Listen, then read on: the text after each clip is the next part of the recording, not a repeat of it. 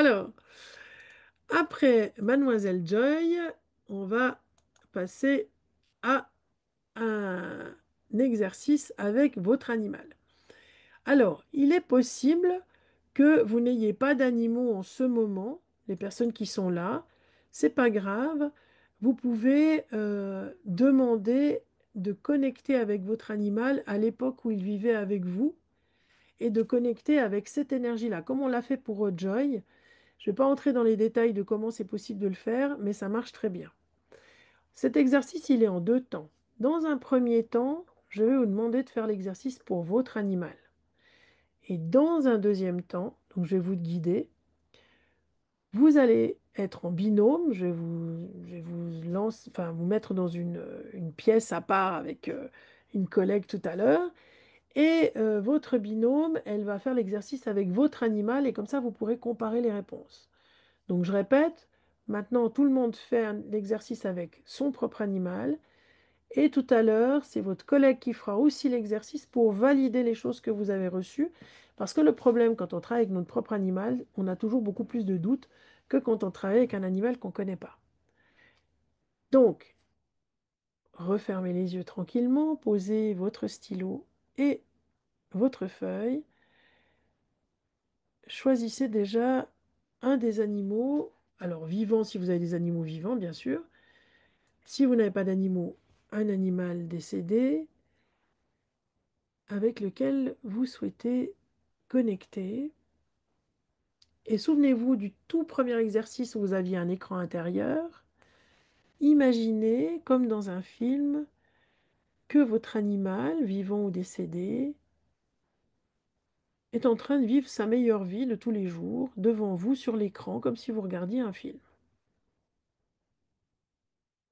Donc là, Véro, il faut faire un effort d'imagination. Il faut amener l'image, il faut vraiment imaginer. L'imagination, ça fait partie de l'intuition. Donc, visualisez votre animal et posez-lui à l'intérieur de votre cœur. Demandez-lui, qu'est-ce qui te fait plaisir aujourd'hui dans ta vie? C'est quoi la chose que tu aimes le plus faire? Et là, vous laissez toujours dans votre écran intérieur, sur votre écran intérieur, venir peut-être une image. Alors, je mets des exemples, ça peut être jouer, dormir, manger, être caressé. Ça peut être plein de choses différentes, ça peut être jouer avec un jeu précis.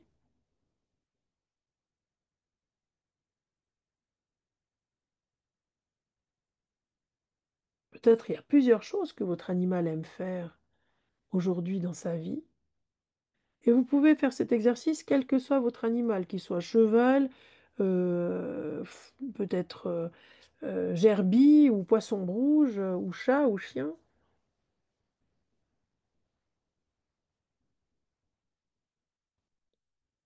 Et puis notez maintenant quelles sont les choses que votre animal vous confie. Alors vous en avez peut-être plusieurs d'animaux, mais il va falloir en choisir qu'un et rester sur cet animal-là. Vous pourrez refaire l'exercice, bien sûr, à un autre moment avec d'autres animaux. Ok, c'est parfait, notez. Alors vous notez pas dans le chat, hein, bien sûr, vous notez sur une feuille. Et maintenant, en fait, je vais vous répartir dans les salles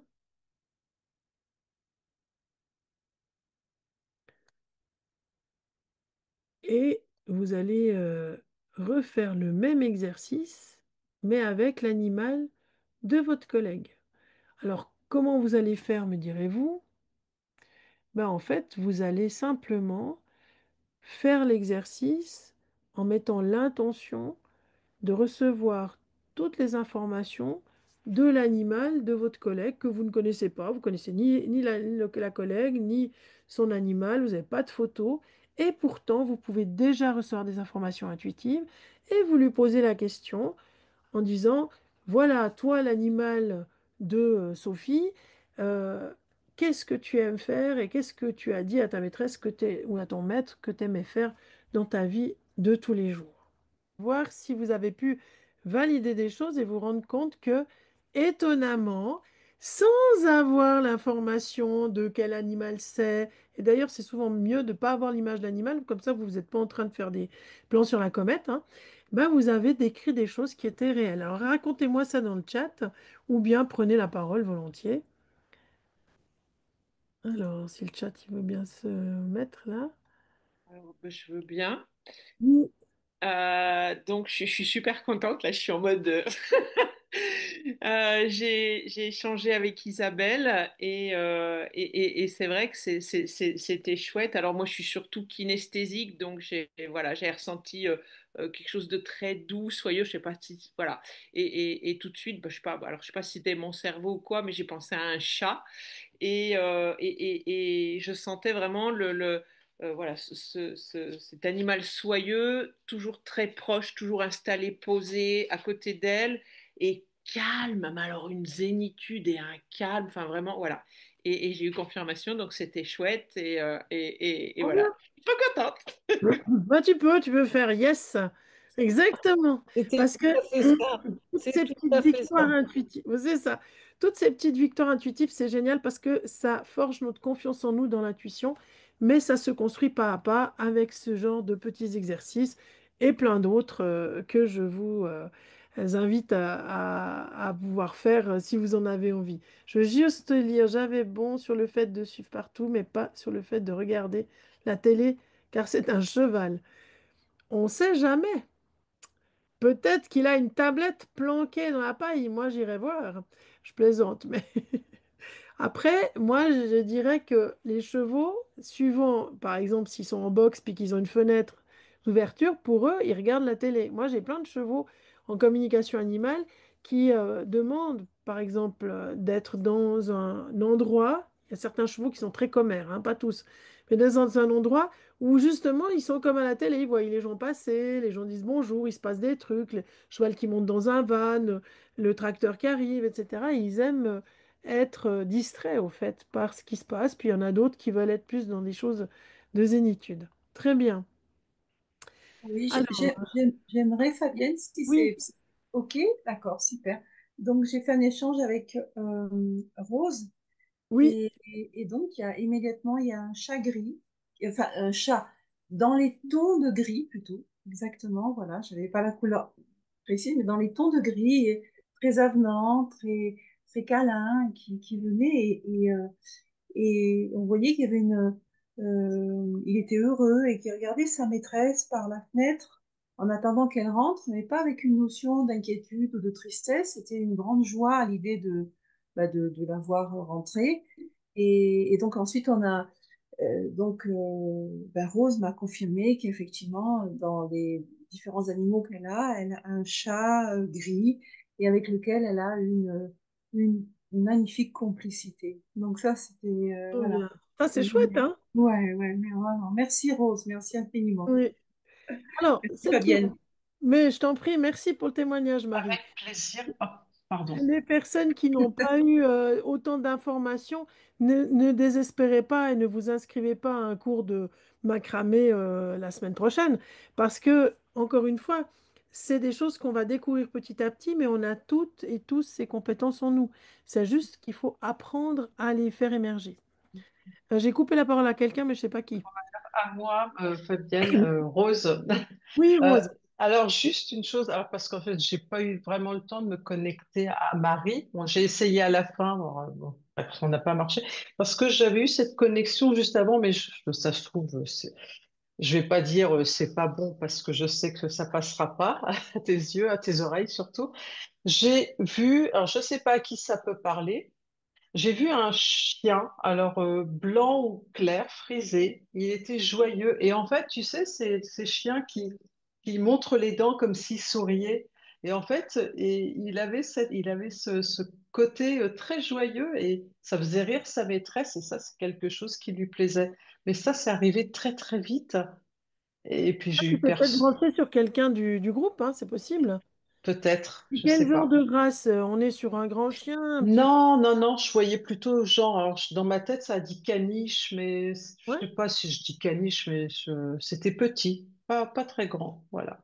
d'accord. Donc, Est-ce que ça parle à quelqu'un ici qui aurait un chien plutôt clair, hein, c'est ça, la couleur, de taille Ouais, niche. ouais, ouais. Alors, il y a quelqu'un qui dit, c'est Manu qui dit, ça correspond à mon Shiba Inu qui sourit comme ça.